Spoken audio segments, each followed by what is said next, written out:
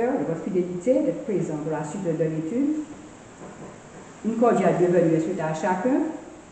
Bon sabbat. Et Dieu de sa grâce nous bénisse et nous fasse miséricorde. Je vous invite à vous tenir debout pour vos hymnes louanges au numéro 3. Dieu me conduit par sa bonté suprême. C'est mon berger qui me garde fidèle. Rien ne me manque en ses bras pâturages. Des ruisseaux, je suis le rivage. Et pour l'amour de son adorable, il me protège et rend ma paix durable. Quand il faudrait marcher dans la nuit sombre, dans de la mort, je traverserai l'ombre. Je n'en aurai ni terreur ni détresse, car tu je tiens auprès de moi sans cesse. Même au travers de la vallée obscure, c'est là où est ton Dieu qui me rassure. Descends ma femme, ainsi qu'au jour de fête, dans ta bonté, tu répands sur ma tête l'huile odorante et l'amour guérande.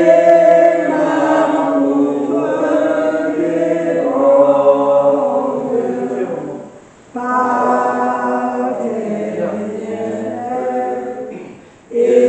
et ta miséricorde,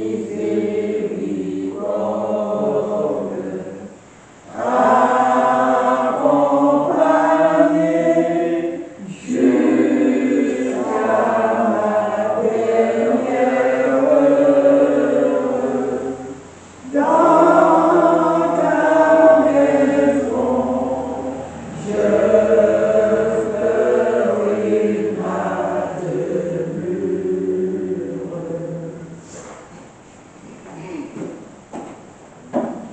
Bien-aimé, je souhaite que tu prospères à tout égard et sois en bonne santé comme prospère l'état de ton âme. Amen. Amen. Frères et frères, présente l'étude de la parole. Bonjour frères et sœurs. Une cordiale bienvenue vous est souhaitée en ce matin et que l'Esprit du Seigneur puisse se répandre sur nous et nous permettre de comprendre sa parole en ce matin. Bienvenue encore à chacun de vous. Ce matin, frères et sœurs, je vais prendre de vos nouvelles. Donc je disais ce matin, je vais prendre de vos nouvelles. Nous avons lu un texte dans le livre de 3 Jean, au chapitre, c'est le verset 2, 3 Jean 2, où il nous est dit, bien-aimé, je souhaite que tu prospères à tout égard et sois en bonne santé comme prospère l'état de ton âme. Sommes-nous en bonne santé ce matin, comme le Seigneur le souhaite pour chacun de nous? Nous n'avons pas d'anomalie, pas de petits bobos, rien du tout. Donc, si nous sommes en bonne santé, nous disons que nous sommes en bonne santé, c'est très bien. C'est ce que le Seigneur souhaite pour chacun de nous. Mais nous avons une première maladie que tous nous avons ce matin qui ne nous permet pas de dire que nous sommes en bonne santé, même si nous n'avons rien qui nous fait mal en ce matin. C'est le péché. La maladie du péché, eh bien, ça existe et ça, c'est la carie des os. Donc, même si nous sommes bien, mais nous avons à combattre cette maladie-là. Êtes-vous vraiment satisfait de votre état de santé en ce matin? Mirta dit oui, c'est qu'elle n'a rien. Moi, je ne suis pas satisfait de mon état de santé. Eh bien, parce que j'ai encore des efforts à faire, parce que je ne fais pas exactement ce que le Seigneur me dit de faire pour pouvoir être en bonne santé, même quand je le veux. Donc, il y a toujours une petite négligence en quelque part, et parce qu'il y a, pour être en bonne santé aujourd'hui, frères et sœurs, il y en a de gros sacrifices à faire. De très gros sacrifices à faire. Et ça coûte cher pour être en bonne santé. Dans le passage que nous venons de lire, l'apôtre souhaite, il y a un souhait. C'est qu'il est dit, bien-aimé, je souhaite que tu prospères à tous égards et sois en bonne santé comme prospère l'état de ton âme. Quel est l'état de notre âme? La question se pose à chacun de nous en ce matin. Quel est l'état de notre âme? À tous égards. Dans le livre de Éphésiens, au chapitre 1er, le verset 3 et 4, Éphésiens, chapitre 1er, les versets 3 et 4, nous lisons « Béni soit Dieu le Père de notre Seigneur Jésus-Christ, qui nous a bénis de toutes sortes de bénédictions spirituelles dans les lieux célestes en Christ. En lui, Dieu nous a élus avant la fondation du monde pour que nous soyons saints et irrépréhensibles devant lui. » Donc, nous avons ici, frères et sœurs, reçu combien de bénédictions? Toutes sortes de bénédictions. Ces bénédictions doivent nous amener à être en bonne santé, car nous sommes bénis pour cela. Le Seigneur nous a bénis pour que nous soyons bénis de toutes sortes de bénédictions spirituelles dans les lieux célestes en Jésus-Christ. Et pour que nous puissions bénéficier pleinement de ces bénédictions, qu'est-ce que nous devons faire? Y a-t-il des règles pour que nous soyons en bonne santé? Dans le livre de 1 Corinthiens, chapitre 10, le verset 31, 1 Corinthiens, chapitre 10, le verset 31, il est dit, soit donc que vous mangiez, soit que vous buviez, soit que vous fassiez quelque autre chose. Qu'est-ce que nous devons faire? Tout faire pour la gloire de Dieu. Est-ce que lorsque nous buvons, nous mangeons, nous faisons tout pour la gloire de Dieu? Est-ce que tout ce que nous le faisons pour la gloire de Dieu? L'apôtre Paul nous demande d'offrir notre corps comme un sacrifice vivant à Dieu. Ce qui sera de notre part un sacrifice raisonnable. Qu'est-ce que le Seigneur demandait lorsqu'on lui offrait un sacrifice dans l'ancien Israël?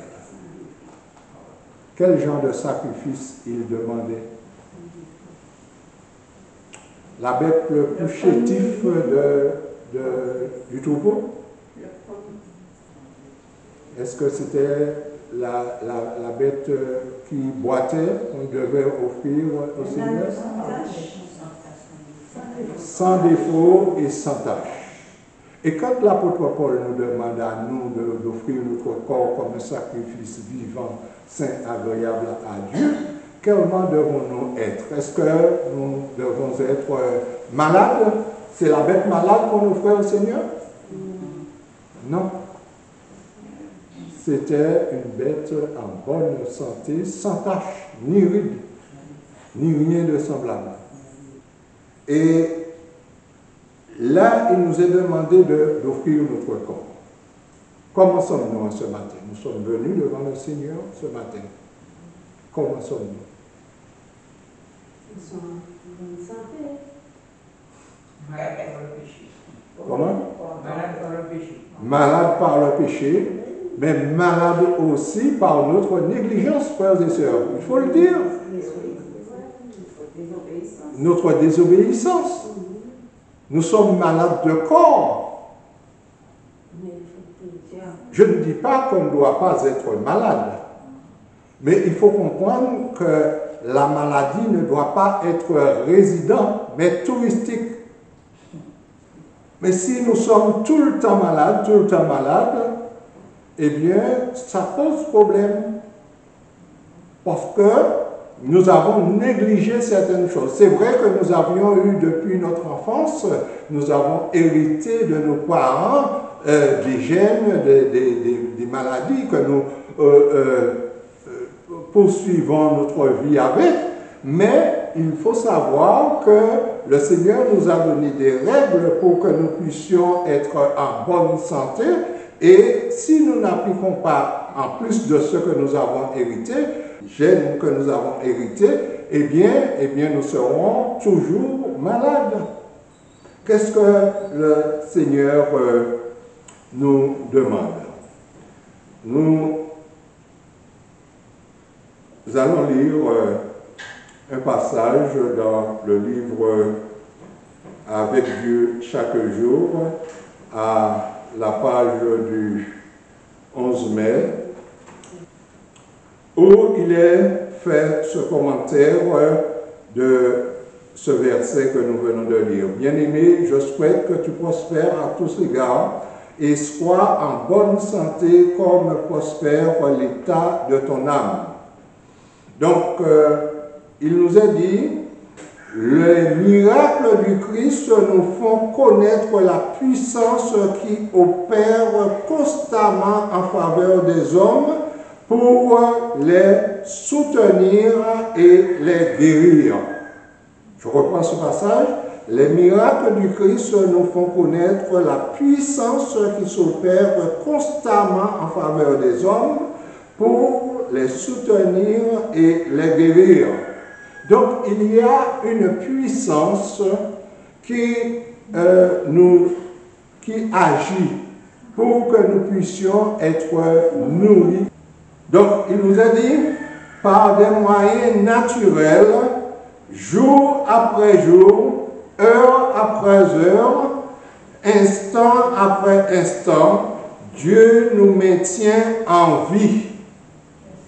Ce n'est pas d'une manière discontinue, mais c'est d'une manière permanente, en continu. Dieu nous maintient en vie, nous fait croître, nous guérit lorsque nous sommes atteints de maladie. Donc, ce n'est pas que nous ne devons pas être malades, mais ça devrait être passager.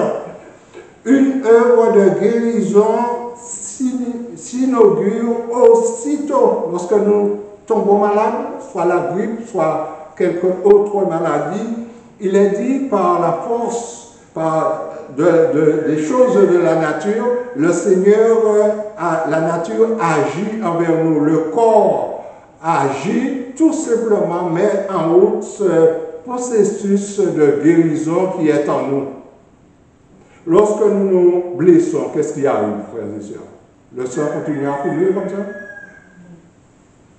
Nous voyons que ça se coagule et puis le sang s'arrête.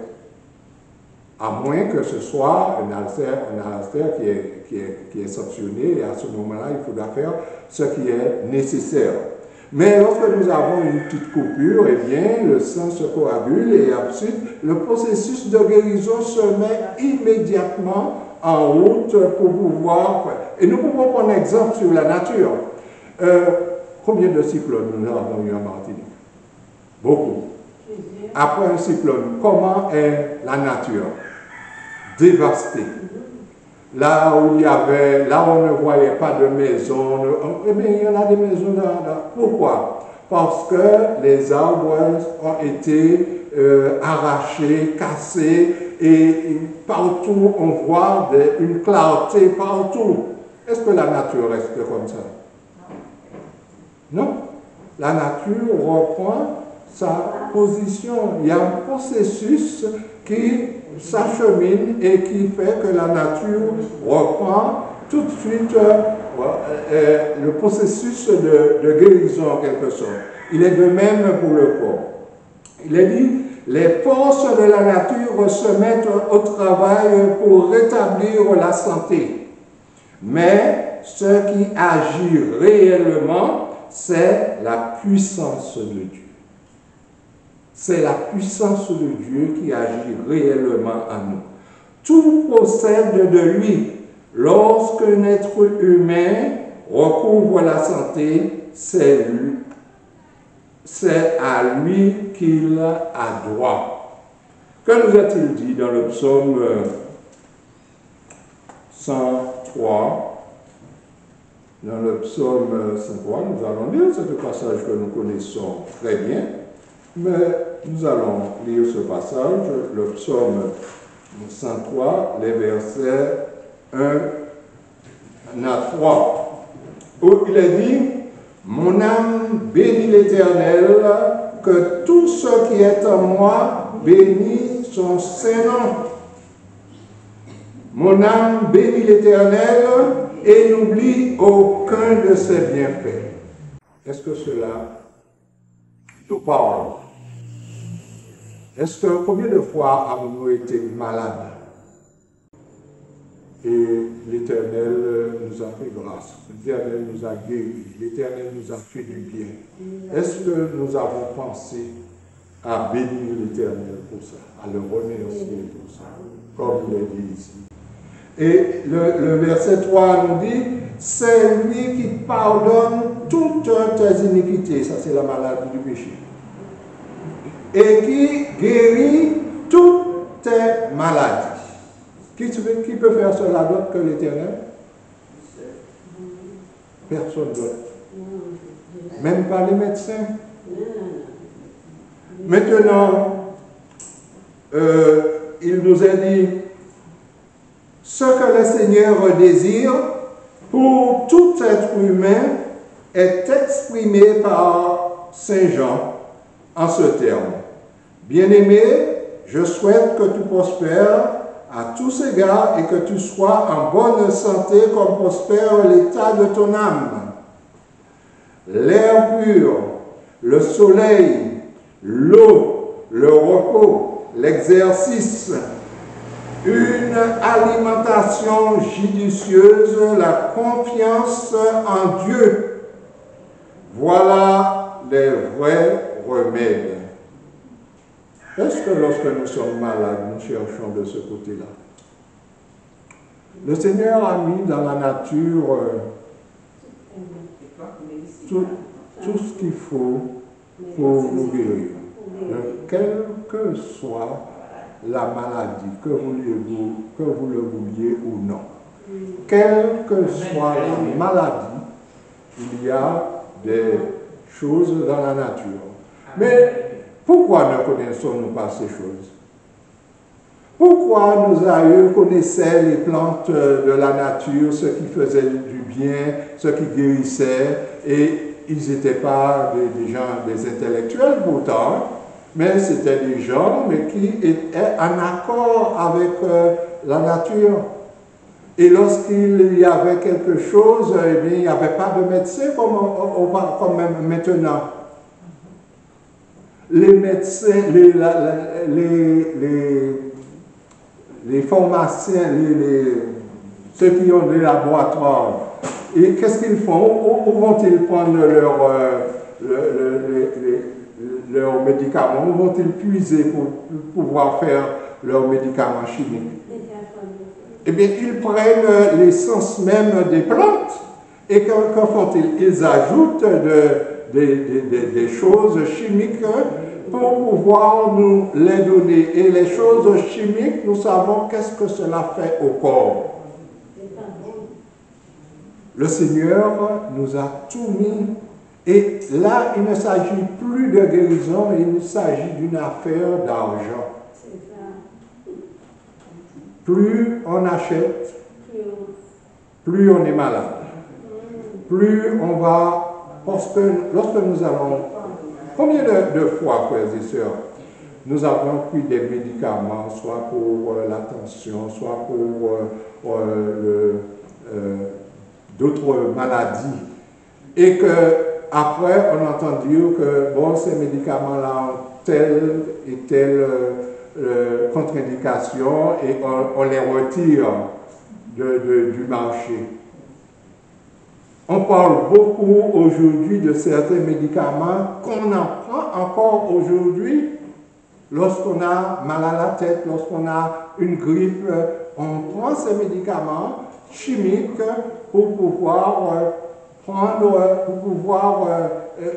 avoir un soulagement, mais on se crée d'autres problèmes de santé. Ça ronge l'estomac avec les comprimés, ça fait beaucoup de choses et nous sommes attachés à ça. Pourquoi? Parce que nous ne voulons pas nous former, nous connaître les plantes, nous ne nous intéressons pas et nous voyons que même dans nos jardins, il y en a beaucoup de plantes qui sont là et que nous ne nous intéressons pas à ça, nous les arrachons, ces vieux herbes, disons. Mais aujourd'hui, il y a tellement de plantes que nous devrions connaître, des plantes qui sont tout près de nous, que nous méprisons, que nous arrachons. Il y a des plantes qui sont tout le long de la route et qui sont des médicaments. Et lorsque je vois ces plantes, je me suis dit, messieurs, alors que tous les jours on a ça, lorsqu'on a mal à la tête, frères et sœurs, qu'est-ce qu'on va prendre? Des comprimés. On va à la pharmacie, on achète des comprimés qui rongent l'estomac, qui nous donnent d'autres effets secondaires, et puis nous sommes bien, c'est vite fait, on n'a pas de tracas, on prend un comprimé, on prend un peu d'eau et puis on boit, parce qu'on a mal à la tête. Mais qu'est-ce que ça fait? Ça engourdit le mal, mais ça ne travaille pas le mal jusqu'à la racine. Et nous vivons comme ça, quoi. Pour tout, nous sommes à la merci, nous mettons notre santé à la merci des autres, frères et sœurs. Il y a des choses simples que nous pouvons faire, par exemple, lorsque nous avons mal à la tête. Prendre un citron, couper en deux, mettre sur le temps, attacher ça en 15 minutes, c'est fini. Il y en a des choses comme ça que nous pouvons faire, des trucs très simples. Parce que si nous nous intéressons aux choses de la nature, eh bien nous allons vivre avec les choses de la nature. Comment mangeons-nous, frères et sœurs? Comment mangeons-nous? savez que le pain n'est pas bon. Moi, je mange pas. Enfin, je dis le pain, c'est la farine qui n'est pas bonne. La farine, oui. Comme on fait la farine avec le pain et comme on aime le pain, nous avons habitué notre palais au pain. Et donc, le pain que les enfants d'Israël avaient, ce n'est pas le même pain d'aujourd'hui. Ce n'est pas la même farine, le blé n'est pas le même. Ça a tellement génétiquement été modifié qu'aujourd'hui, on trouve que du gluten dans le blé. C'est commercial aujourd'hui. Comment? Oui, non, mais même pas cela. Aujourd'hui, on ajoute ça, c'est vrai. Mais dans la farine, il y a un produit qui se trouve dans les batteries. Et lorsque ce produit-là rentre dans le corps, ça ne sort pas. Ça ne nous rend pas malade du jour au lendemain. Mais petit à petit, ça s'accumule puisque ça ne sort pas du corps du tout. Petit à petit, ça s'accumule et un beau jour, on peut être déclaré avec une maladie quelconque ou un cancer quelconque. Comment mangeons-nous? Nous nous sommes habitués à la manière des Européens. Nous ne mangeons plus nos légumes, nous ne mangeons plus de salade avec nos repas. Qu'est-ce que le Seigneur avait donné c'est le Seigneur qui a créé l'homme. Qui a créé l'homme.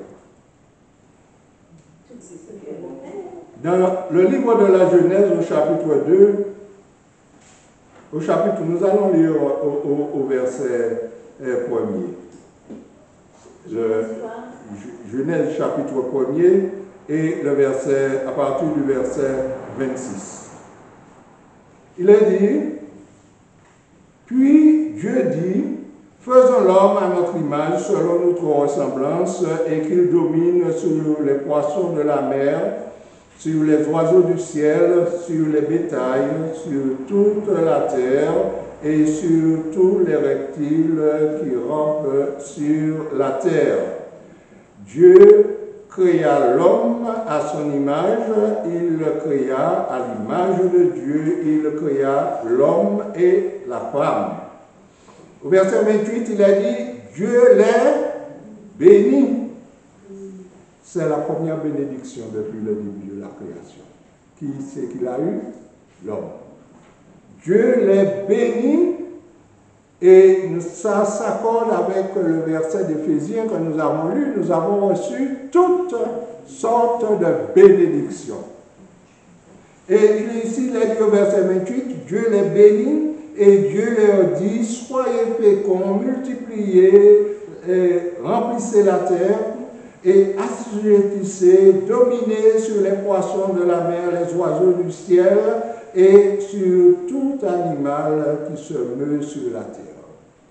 Dieu ne nous a pas dit de les manger, de les tuer, de les manger. Dieu nous a donné la domination sur tout animal qui vit sur la terre. Et au verset 29, il est dit, et Dieu dit, voici, je vous donne. À qui parle-t-il ici? Aux animaux? Alors. Il a dit, et Dieu dit, voici, je vous donne toute herbe portant de la semence et qui est à la surface de la terre, et tout arbre ayant en lui des fruits d'arbres portant de la semence, ce sera votre nourriture. Il y a de la viande là-dedans? Non. Le Seigneur dit, ce sera votre nourriture. Qu'est-ce qu'il a donné? Des herbes portant de la semence et des arbres fruitiers ayant en lui des fruits d'arbres portant de la semence.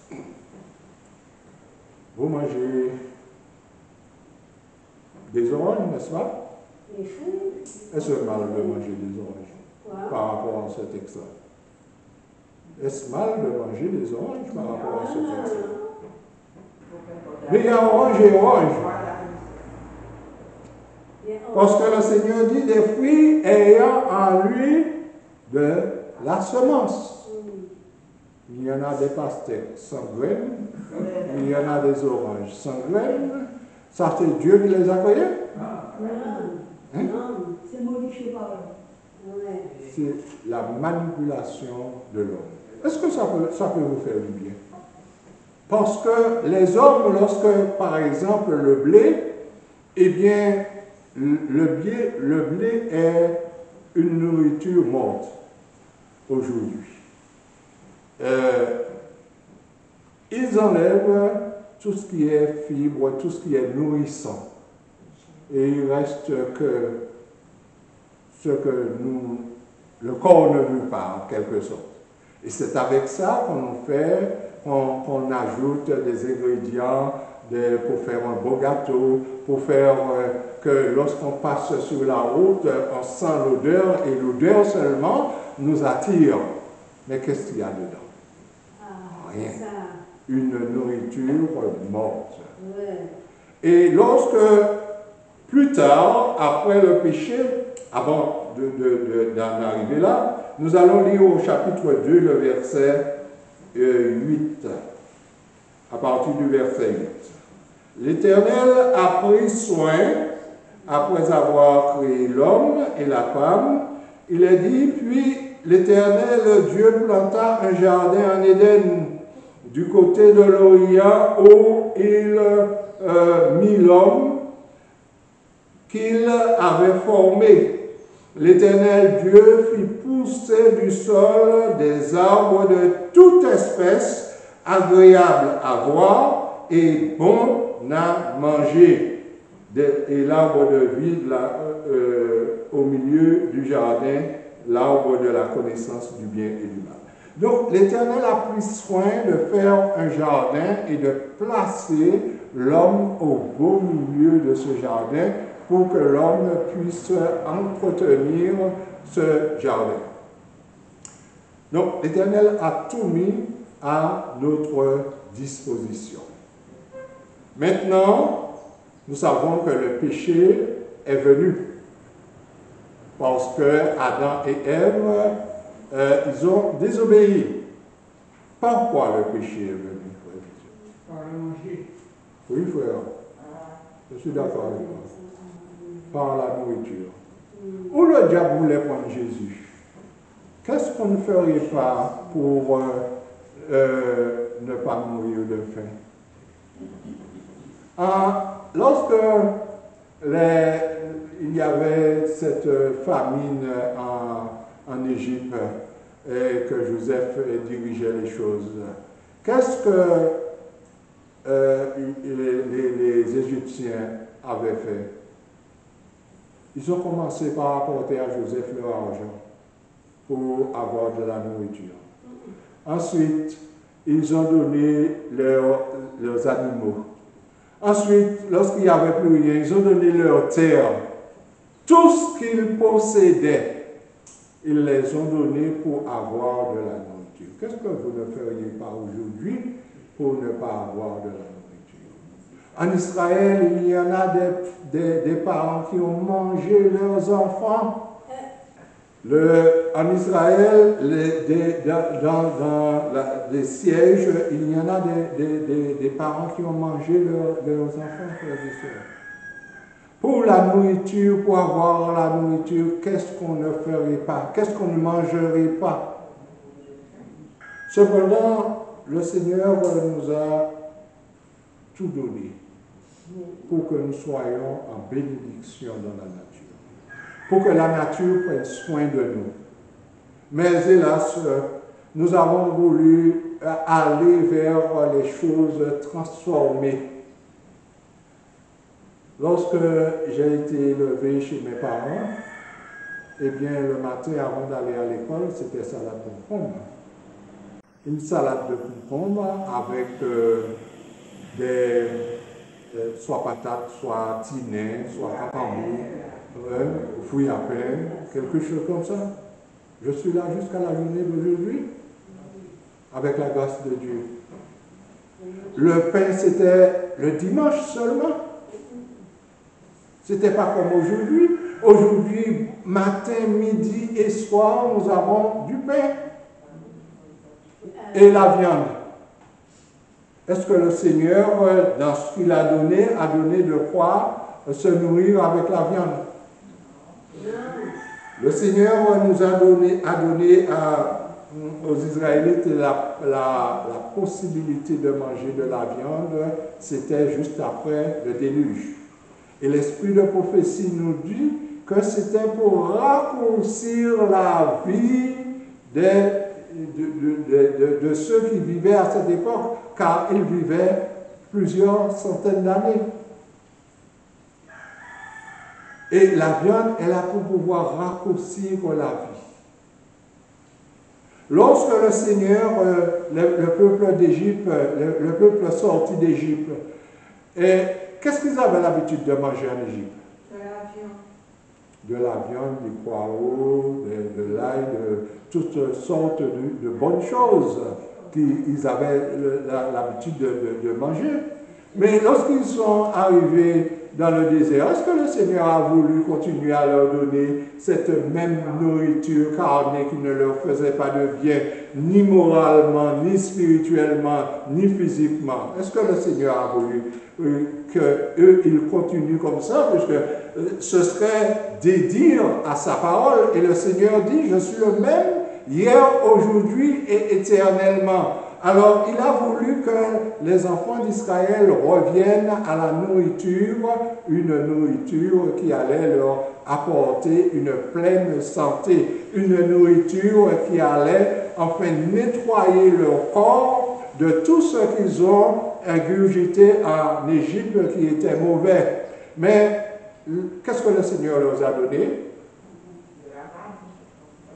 Oui, le Seigneur leur a donné de la manne.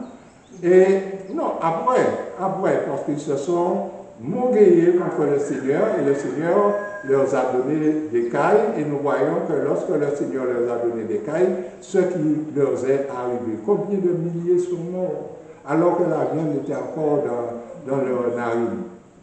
Hein? Donc, lorsque le Seigneur leur a donné de la manne, c'était le pain du ciel. Est-ce que cela leur rendait malade? Non. Lorsqu'ils en ont eu assez, rien que ça, n'est-ce pas ce que nous disons aussi aujourd'hui? Rien que ça. Hier, on a mangé ça, hier. Oui, toujours même là. Nous voulons qu'il y ait toujours une bonne odeur qui se dégage de nos cuisines. L'esprit de prophétie nous dit que nous devons apprêter nos repas d'une manière simple. Et lorsque nous mangeons, prenons un exemple. Comment je le veux? Le petit veau là, il a le lait de sa mère, c'est vrai. Mais en 3 mois, est-ce que vous pouvez le tenir? Il va le chamailler partout. Il a une force énorme. Où est-ce qu'il a pris toutes ces vitamines? Dans le lait et la maman. Où est-ce que la maman prend ses vitamines? Dans l'herbe. À partir du moment qu'on a commencé à modifier la nourriture de la vache, qu'est-ce qui s'est passé? Eh bien, nous avons la vache folle. Parce qu'on a fait un mélange de viande, de toutes sortes de choses, de purina, de tout ce qu'on veut pour pouvoir donner pour nourrir ces animaux. Dans quel but? Dans le but de les engraisser et de faire de l'argent. C'est dans le seul but. Ce n'est pas dans le but de nous nourrir. On ne nous aime pas au point de vouloir nous faire du bien, nous nourrir. Les industries sont là pour leur poche, pour leur argent. Et nous sommes là pour pouvoir avoir le bon goût dans la bouche. N'est-ce pas? Donc, nous voyons, frères et sœurs, que tout ce qu'ils cherchent à nous donner, c'est pour nous détruire. Et non seulement nous détruire, mais pour nous éloigner de plus en plus des principes que le Seigneur nous a donnés. Maintenant, qu'est-ce que nous buvons? Donc, lorsque nous avons des fruits à la maison, je connais une famille, ils ont une propriété, il y en a des enfants, et il y en a des oranges, des mandarines, tout ça. Ils ne touchent pas à ça. C'est le jus du libre service qu'ils préfèrent. Oui, c'est un bienfait de la nature, mais ça tombe et on ne s'en occupe pas. Mais en arrivant au libre service, eh bien, ils préfèrent le jus du libre service. Et même si on leur fait le jus, et qu'on met un jus de libre service, un jus de fait maison, eh bien, le jus fait maison restera là. Voyez? Parce que le palais est habitué avec tous les colorants, tous les additifs qu'ils ont ajoutés, et ne voilà-t-il pas que, eh bien, on s'éloigne de plus en plus de ce que le Seigneur nous demande, frères et sœurs. Il a dit, les produits de la nature sont des bénédictions fournies pour nous donner la santé du corps, de l'âme et de l'esprit. Ce n'est pas seulement du corps, mais ça nourrit le corps, l'âme et l'esprit.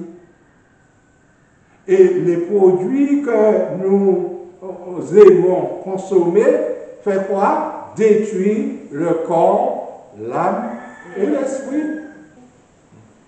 Ils sont accordés aux bien portants pour les conserver en bonne santé et aux malades pour les guérir. Les produits de la nature sont accordés aux bien portants, ceux qui n'ont pas de problème, comme Milta, pour pouvoir continuer à être en bonne santé. Mais pour ceux qui sont malades, cela leur apportera la guérison. Il est dit, la nature est le médecin divin. L'air pur, l'éclat joyeux du soleil, les jolies fleurs et les arbres majestueux, les vergers et les vignobles, et les exercices en plein air au milieu des décors procureront la santé. Donc, lorsque nous voyons, nous aimons la ville, nous aimons habiter dans la ville, mais lorsque la sœur White nous dit d'aller dans la nature, d'aller en campagne, de laisser la ville, qu'est-ce qu'il y a dans la ville? La pollution. La pollution, de partout, pour l'âme, pour le corps, pour l'esprit, de partout. Mais lorsque nous nous approchons de la campagne, lorsque nous allons faire un petit tour en forêt, lorsque nous allons près de la mer, près de la rivière, entendre l'eau de la rivière descendre, eh bien cela apaise, cela fait du bien au corps. Lorsque nous sommes des Martiniquais habitués au soleil, n'est-ce pas? Nous sommes tous en carence de vitamine D. Et c'est le soleil qui nous apporte la vitamine D. Donc, nous voyons, frères et sœurs, nous avons tout à notre portée, et cependant, nous sommes souffrants. C'est la faute du Seigneur? Nous nous sommes habitués à des choses raffinées. Nous ne voulons pas, je ne sais pas, nous aimons les choses qui ont été raffinées, le riz, les pâtes fabriquées à base de farine, et toutes ces choses, mais nous rejetons ce que l'Éternel nous donne. Il a dit que l'homme et la femme et les femmes travaillent dans les champs, dans les vergers, dans les jardins. Cette pratique donnera la santé et la vigueur à leurs nerfs et à leurs muscles. Donc nous devons, je ne dis pas d'aller chaque jour faire des kilomètres ou aller dans une salle de sport, mais le Seigneur nous invite à avoir un petit jardin de temps en temps, même si nous n'avons pas nous-mêmes, mais si nous avons un ami qui a un terrain et une petite parcelle, nous n'avons pas besoin de beaucoup, hein, pour pouvoir voir pousser de la laitue, pour pouvoir voir pousser quelques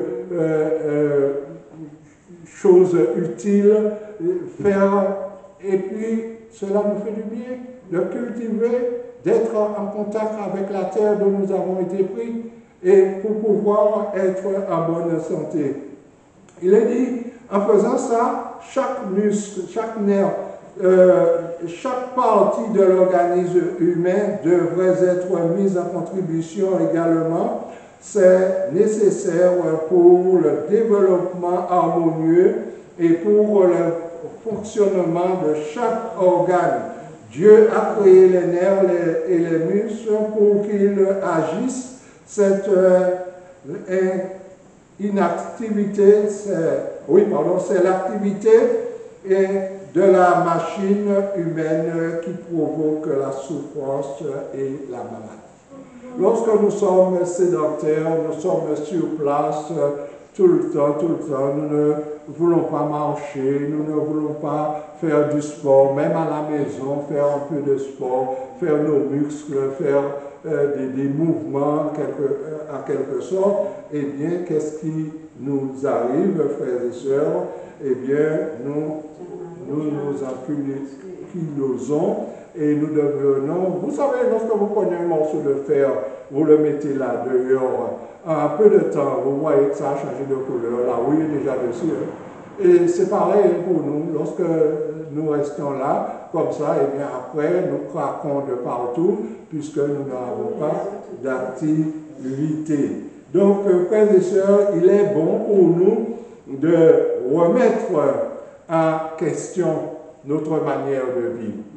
Donc, lorsque, par exemple, il y en a de ceux qui passent près de la route aujourd'hui, la bonne bouffe se fait sur le bord de la route, où il y a les gaz d'échappement, toutes les pollutions qui se déposent, et là, nous voyons qu'il y a une queue que l'odeur attire, et qu'il y a une queue pour pouvoir acheter ces mets qui sont déjà contaminés par la manière de leur fabrication, avec la graisse sur le feu qui est déjà cancérigène, et en plus toute la pollution qu'il y a autour, et ça se vend comme des petits pains. On se nourrit, on aime ça, on aime le goût, on aime beaucoup, et on est à la recherche de cela. Je ne vous parle pas de vous, mais le monde est comme ça. Hein? Bon, donc, le Seigneur nous dit,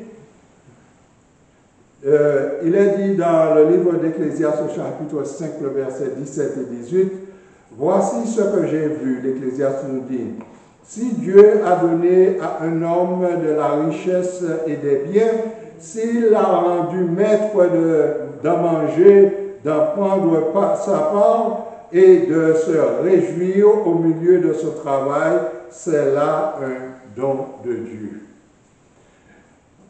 Le temps passé à acquérir et à affermir notre santé physique et mentale est particulièrement bien employé. Il est facile de perdre sa santé, mais il est très difficile de la retrouver, frères et sœurs. Avons-nous besoin de réfléchir, de voir quelqu'un pour perdre la santé? Il suffit de manger n'importe quoi. À la journée d'aujourd'hui, on peut nous faire manger n'importe quoi. Et nous perdons rapidement notre santé. Mais pour la retrouver, frères et sœurs, combien de dépenses nous avons pour retrouver notre santé? Si nous faisons le compte de la manière dont nous mangeons qui nous fait perdre notre santé et la manière dont les dépenses que nous avons pour pouvoir retrouver la santé, je pense que nous aurions pris une fois pour toutes la bonne décision de manger comme le Seigneur nous le demande. Et de manger de la nourriture vivante. Vous savez, vous n'avez pas besoin d'avoir un grand jardin pour pouvoir faire manger vivant. Il y a ce qu'on appelle les graines à germer, qui sont puissants. Il suffit d'avoir un petit bocal, mettre de la luzerne, mettre des graines de cresson, 2, 3 à 5 jours, et bien on a des graines à germer. Et ça fait beaucoup. On a de quoi avoir une salade pour pouvoir accompagner nos légumes. Puisque les légumes, c'est déjà quelque chose de mort, puisque nous l'avons cuit, et une fois que la nourriture est cuite, elle est morte. Elle n'a pas de consistance de vitamines. Donc, il faut l'accompagner avec quelque chose de cru, de vivant.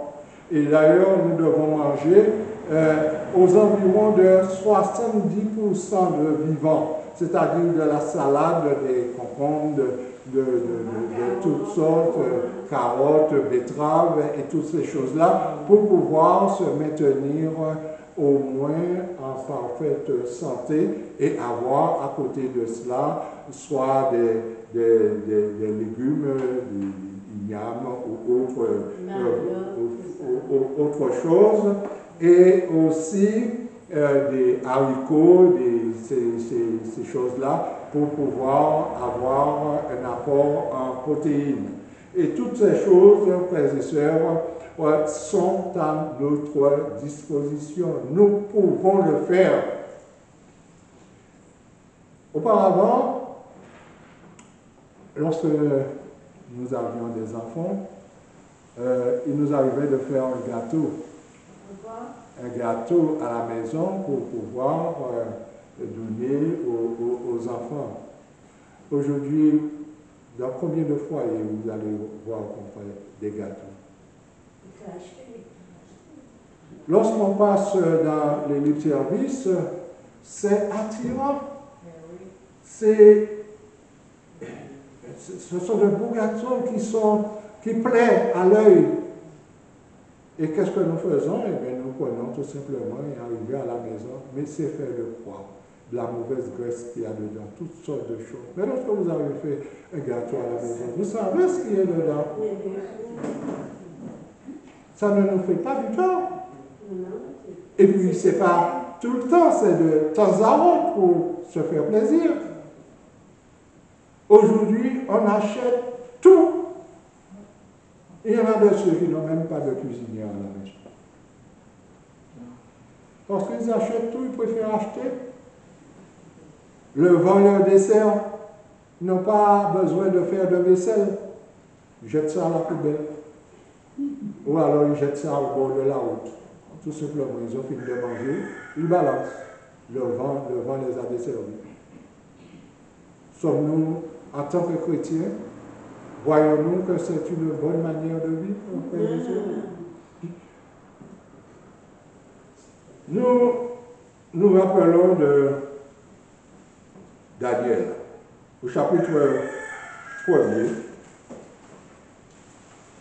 Daniel au chapitre 1er et le verset 19 à 20. Alors il est dit, le roi s'entretient avec eux pour se mettre dans l'histoire. Le roi avait dans ceux qui ont été déportés de la race noble. Le roi avait demandé qu'il y ait parmi eux qui soient instruits et qui doivent servir dans son royaume. Et là, il y avait parmi eux, il y avait Daniel, Meshach et Abednego. Et le roi disait à ceux qui devaient les instruire qu'ils mangent les mets de ma table. C'est l'ordre qui leur avait été donné. N'est-ce pas un privilège? Quel grand privilège de manger les mets du roi en tant qu'étranger hébreux, jeunes hébreux, nous avons ce privilège. Qui aurait refusé cela? Ouais, il faut remarquer qu'il n'était pas que toi, il y en avait d'autres. Mais ces jeunes hébreux avaient l'habitude de contrôler leur appétit, n'est-ce pas? Et lorsque le roi a donné cet ordre à ses serviteurs de les nourrir de ces choses, Daniel et les autres ont demandé à cet intendant de ne pas les obliger à manger les mets du roi, de la bonne viande, comment on appelle ça encore là, les michuis, ce que les hommes aiment aujourd'hui, de la viande grillée, tout cela, c'est cela que le roi mangeait, de la bonne chair. Et boire aussi du vin, puisque c'est le mets de la table du roi qu'il devait manger. Et ne voilà-t-il pas que Daniel a demandé à son intendant de ne pas les obliger. Et ils sont restés pendant toute une période à ne pas manger jusqu'au jour où ils devraient se présenter devant le roi et ils ont demandé de leur donner de la nourriture simple et de l'eau. Et lorsque le moment fut arrivé pour qu'ils puissent se présenter devant le roi, il y en a de ceux qui avaient effectivement accepté de manger la nourriture du roi. Et il nous est dit dans le livre de Daniel, au chapitre 1er, le verset 19, le roi s'entretient avec eux, ceux qui n'avaient pas mangé le mets du roi, et parmi tous les jeunes gens, il ne s'en trouva aucun comme Daniel, Michaël et Azaria. Ils furent donc admis au service du roi. Sur tous les objets qui réclamaient de la sagesse, de l'intelligence et sur lesquels le roi les interrogea, il les trouva 10 fois supérieurs. Combien de fois? Qu'est-ce qu'ils ont mangé? De la nourriture simple, sans viande, sans rien du tout. 10 fois supérieur à tous les magistrats et les astrologues qui étaient dans tout son royaume. Ainsi fut Daniel jusqu'à la première année du roi Assyrus. Donc, frères et sœurs, ce n'est pas lorsque nous mangeons de la viande que nous sommes mieux lotis en santé, que nous sommes plus intelligents. Auparavant, les gens disaient, il faut moins faire l'estomac moins, avec les soupes-pieds à l'époque.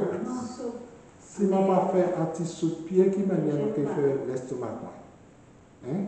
Donc, nous voyons que, frères et sœurs, on nous a formatés pour tout. La nourriture, nous faisons comprendre que la nourriture transformée est meilleure. C'est vrai que c'est plus présentable, que quelquefois l'odeur est plus agréable. Et encore, c'est si nous ne savons pas vraiment assaisonner notre nourriture. Et donc, le fait d'être, et en plus, ce qui nous fait comprendre, c'est que c'est déjà tout prêt, tu n'as rien à faire. Réchauffer, en plus, au micro-ondes. Réchauffer et manger. Le micro-ondes finit par détruire tout ce qu'il y avait comme vitamines dans la nourriture. C'est un poison pour l'organisme, toutes ces choses-là. Donc nous pouvons, le Seigneur nous a bénis de toutes sortes de bénédictions. Et le Seigneur nous dit dans Matthieu 6, verset 25, que nous ne devons pas nous inquiéter pour la nourriture, de quoi mangerons-nous, de quoi boirons-nous, que ferons-nous s'il y a un cyclone, s'il y a mauvais temps, ou alors lorsqu'il y a un petit mouvement de foule, un petit mouvement de grève, on dévalise les libres-services, on prend tout, et après, tout se gâte, puisqu'on n'a pas le temps de manger tout ça.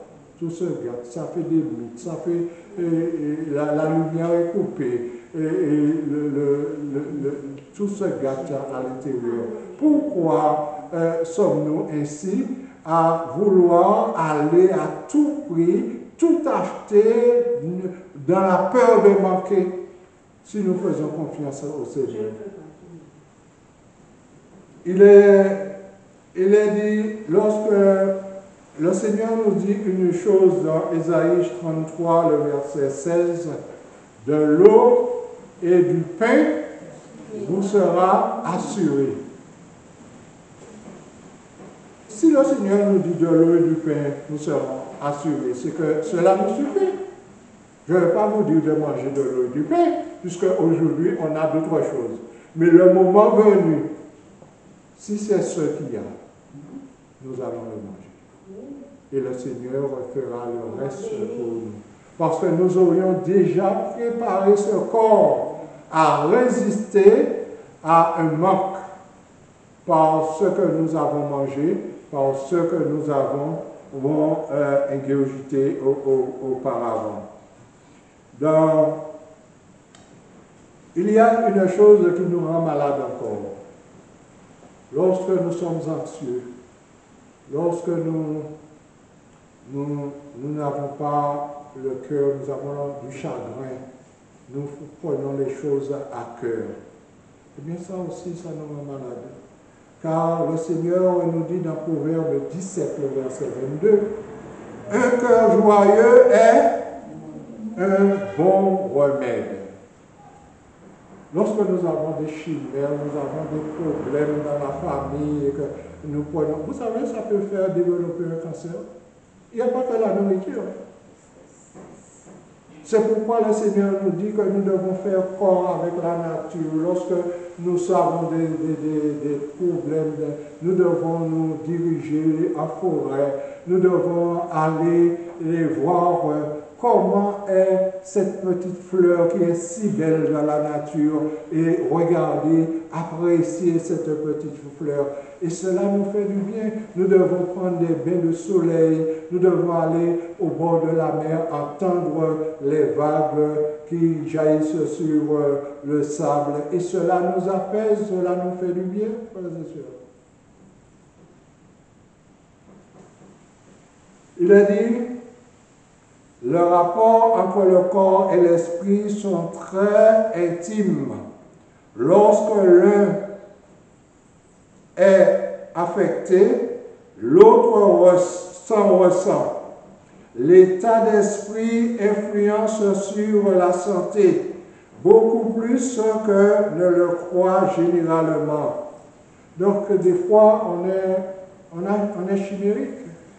Mais cet état d'esprit-là, ça agit sur notre santé. Et des fois, cela nous rend grincheux. Lorsqu'on nous parle, eh bien, on n'a pas de patience, on ne veut rien entendre. Ce sont des problèmes qui nous rendent malades. Bien des maladies sont dues à la dépression mentale, le chagrin, l'anxiété, le mécontentement, le remords, la méfiance, tendant à briser la force vive et provoquer l'affaiblissement et même la mort. Voyons, l'imagination provoque parfois la maladie. Voyons, aujourd'hui, je ne suis pas dans mon état, je suis dans un état second, je passe à côté de la sœur, je ne l'ai même pas vue, elle m'a vu, mais je ne l'ai pas vue. Et puis je suis dans mes pensées, et la sœur dit, mais qu'est-ce que je lui ai fait? La première chose, hein, qu'est-ce que je lui ai fait? Et là, ça tourne dans la tête de la sœur, mais il m'a vu, il a fait comme s'il ne m'a pas vu. Ça tourne, ça tourne, ça tourne, ça tourne dans la tête. Et ça, c'est pas bon, frères et sœurs. Parce que la personne peut passer à côté de moi là, et ne m'a pas, parce que la personne est dans ses pensées, et ne m'a pas vu, et moi-même, ça m'est arrivé de passer à côté des gens, ils m'appellent. Et à ce moment-là, je sors comme si c'était dans un rêve. Mais je ne peux pas accuser quelqu'un qui le fait comme ça et dire que c'est parce qu'il a quelque chose contre moi ou bien. Non. Et ça, ces choses-là, ça nous rend malade. L'imagination provoque parfois la maladie et très souvent aggrave beaucoup. Beaucoup restent invalides toute leur vie qui seraient en bonne santé s'ils voulaient croire qu'ils le sont. Le fait aussi de s'imaginer, de se dire tout le temps, moi je suis malade, je suis toujours malade. Le fait seulement de le dire, ça, il est dit, le subconscient ne prend pas de plaisanterie. C'est pourquoi, lorsqu'on nous demande de nos nouvelles, il vaut mieux dire, ça va avec la grâce de Dieu, que de dire, être toujours branché, toujours... Et cela, c'est le fait de se répéter cela, eh bien, on va de mieux en mieux. Il a dit, le courage, l'espérance, la foi, la sympathie, l'affection favorisent la santé et prolongent la vie. Le cœur joyeux un cœur joyeux est un bon remède. La gratitude, la joie, la bienveillance, la confiance en Dieu, voilà ce qui préserve la santé. Je reprends. Le courage, l'espérance, la foi, la sympathie, l'affection favorise la santé et prolonge la vie. Un cœur joyeux est un bon remède. La gratitude, la joie, la bienveillance, la confiance en Dieu, voilà ce qui préserve la santé. Donc si nous n'avons pas foi dans notre Seigneur Jésus-Christ, nous ne pouvons pas non plus avoir une bonne santé. Il faut avoir la foi, il faut prier. Le Seigneur nous dit, lorsque il y a des malades, qu'est-ce que nous devons faire? Eh bien, le prier, faire prier les anciens et leur oindre d'huile. Pour l'huile, ça représente quoi? L'huile, ça représente ce que le Seigneur a mis à notre portée pour pouvoir nous guérir, pour pouvoir nous apporter un soulagement. Donc, frères et sœurs, nous devons comprendre que le Seigneur a tout mis à notre disposition pour que nous soyons en bonne santé. Et le Seigneur nous dit maintenant, nous sommes tous des gens fatigués, chargés, n'est-ce pas? Venez à moi et je vous donnerai du repos.